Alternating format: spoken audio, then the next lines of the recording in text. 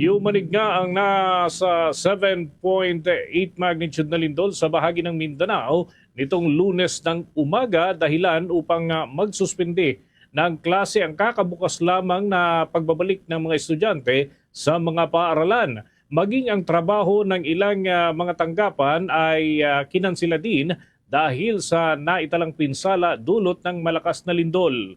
Habang may mga napaulat din na pinsala sa mga gusali at infrastruktura.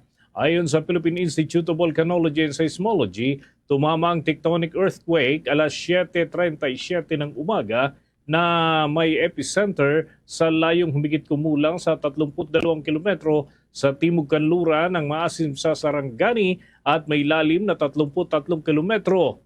Nagbabala naman ang mga eksperto na posible na magkaroon pa ng matagalang aftershocks at mga karagdagang pinsala na maaaring idulot nito. Sa Davao del Sur, partikular na sa Matanaw National High School, napaulat ang pagguho ng bahagi ng isang gusali. Sa kabutihang palad ay ligtas naman ang lahat ng mga estudyante doon, pati ng mga guro at mga magulang na naroroon para maghatid ng kanilang anak.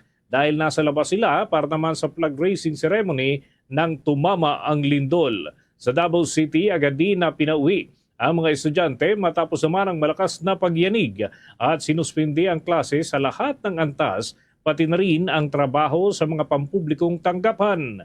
May mga naiulat naman na napinsala sa iba't ibang lugar, kabilang na ang pagbagsak ng isang makeshift structure sa Davao Occidental at nagkaroon ng pagkasira ng ilang gamit sa mga establishmento sa General Santos City. Patuloy ang isinasagawang rapid damage assessment ng mga otoridad habang nananatiling naka-alerto sa posibleng aftershocks.